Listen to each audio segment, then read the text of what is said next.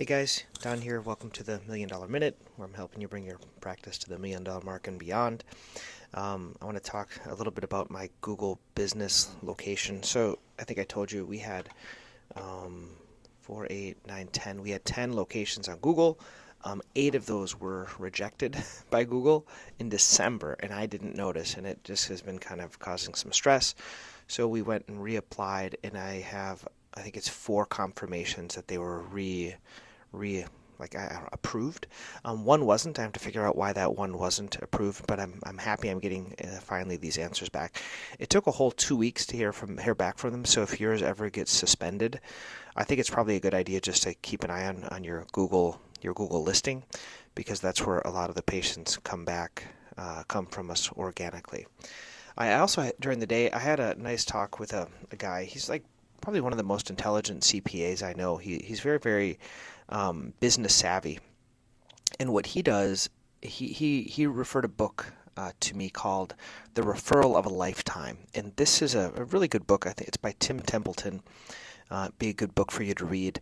I sent it to a few of my colleagues because I like the idea of it. And basically, it's an idea of a list of 250 people that you stay in contact with. There's a lot of other books out there. There's one back in the day, like How to Swim with the Sharks and Not Get Eaten by Harvey McKay. A lot of these are relationships. And one thing that I kind of struggle with, I think you probably do too, is that we don't see other doctors. We don't see other primary cares. I rarely see my colleagues in the office because we're all treating patients. And to get these and keep these relationships is kind of a challenge. Like I have some that I'm friends with and others that I just know of because I see their patients, but I don't really know them. So I'm trying to figure out a way of getting in front of them. If you guys have any great ideas of how to do that, let me know. There's the idea of setting up lunch, meet and greets, and lunch and learn, these types of things. I think that's a good method of getting in front of them. Sending out letters. So the idea of this Referral of a Lifetime book is to send out letters. So starting a list, basically an Excel spreadsheet, and then you send out something to them on a periodic basis. I think they recommended once a month in the book. This gentleman that I was talking, David, he recommended every quarter. So every quarter he's sending out these people a newsletter that he has someone else make the newsletter, and he sends it out. And then within the send out, he has some type of an insert in there. And so the newsletter is maybe there's very little ask, more education and entertainment. His idea, he's tax, so he's going to talk about taxes and your business. And then in there, he has these little handouts of like, hey, please send us referrals, like kind of what you expect from them. Send referrals. Here's a new product that we're launching. Here's how we can help people, businesses, things like that. So I like that idea, and we did try it, and we messed up in the past where we were reaching out to the 250 referring doctors, and we just sent out these letters, these newsletters every month for a number of months, and I didn't really see much return. So the juice really wasn't worth the squeeze. And I've come to think maybe it was more me than it was them. Maybe it was more, the way the newsletter was written. Maybe it wasn't getting into their hands. There's a lot of things that it could be, but I just kind of gave up, and I think I may have given up a little bit too soon for that. So anyway, that is the things I was doing between patients. So this was a Monday. I had 12 appointments, 3 hours and 20 minutes. Now that was torture for me, having this open. So once again, I have 2 offices. This is the newer office. So I think in slower times right now, there's just less demand in that office, whereas this other office I'm in, as I'm recording this today, in my Worcester office, it's a lot busier. So this is the idea when you're opening up a second office. And we also have a 4th doctor, a little bit slower, but I'll go through the day here. So the first patient was a 78-year-old man. He was dealing with an ingrown toenail, so I did a partial nail avulsion on him on the edges. He also was dealing with some diabetes and neuropathy, so we did gabapentin and x-ray. So x-rays, level 4 visit due to the gabapentin, and then I'm going to see him back in 3 months. Another patient was a 63-year-old female.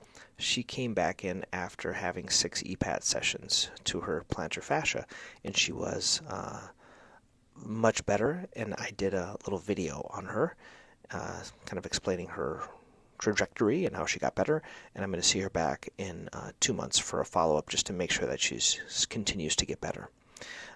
So usually after 6 sessions of shockwave, I do a 2-month follow-up. Next patient was a 74-year-old gentleman. He had a very thickened nail, and I did a nail sample, and I did a partial nail avulsion as well to clear out the gutter in the toenail. Another patient was a 49-year-old young man. He had pain into the forefoot region. I think a lot of times patients, they confuse neuroma pain for just a prominent metatarsal. So he has a prominent metatarsal. They don't quite understand where those are at, and I kind of pointed it on the foot where it was hurting him. It's the bone, and so it hurts more when he's barefoot, which makes sense because he had kind of a skinny foot. And he was using a metatarsal pad, but he was using the pad underneath the metatarsals instead of proximal to the pad. So I showed him how to add the metatarsal pad proximally. He has an orthotic made by a physical therapist, and I said, if this pad feels good, we can incorporate it into a new device in the future.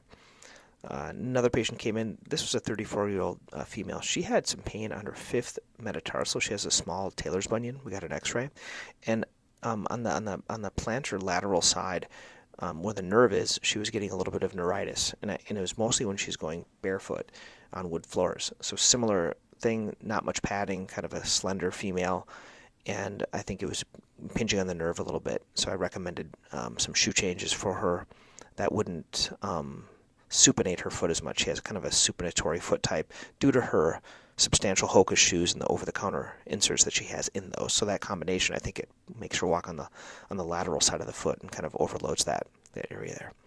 Another patient was a 46-year-old female for a thick toenail fungus. She was wondering about doing Onifix. She had it in the past by one of the other doctors. I didn't think she was a very good candidate for that, for the thickness. I did take a nail sample. This one I'm not going to see back for the nail sample. I'm just going to give her a call.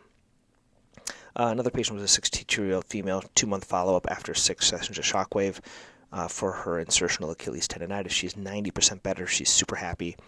We did a video. So I've been doing videos of these shockwaves, and the idea is I'm trying to tell their story. And this one had amnio, had shockwave, and she had pain like 2 years before. So these ones I'm going to try to put on that section of the website. So basically, insertional Achilles tendonitis with one of these videos, putting them on YouTube Shorts, but also putting them there. Another patient was EPAT number 4. This is the patient, the challenging one. She has pain to the kind of second metatarsal head area, kind of a forefoot pain with some nerve issues with it. So we'll see how that works long term. I'm really going low with both focused and radial shockwave. Next patient was a 67-year-old female that came in.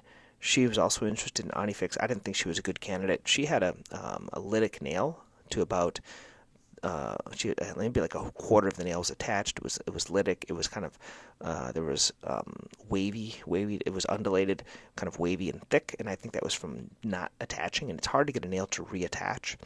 I gave her options of trimming it back and putting on Cariflex, which makes it looks good, or I did a nail sample. So for her, I did a nail sample to see if there's a fungus. We could treat the fungus, but then getting nails to reattach, man, once they're detached, I have a hard time. So if anyone has any great tips, you could try to avulse it, but that doesn't guarantee it's going to reattach. You could try Onifix, but if you have any other things, let me know.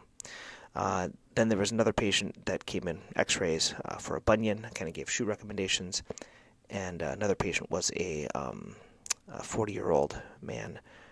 He had eczematous patch on the lateral foot, referred from a nail tech. And so he got some clobetasol. And then the last patient of the day was an EPAT follow-up, doing much better. So that was the day. So I'll talk to you tomorrow.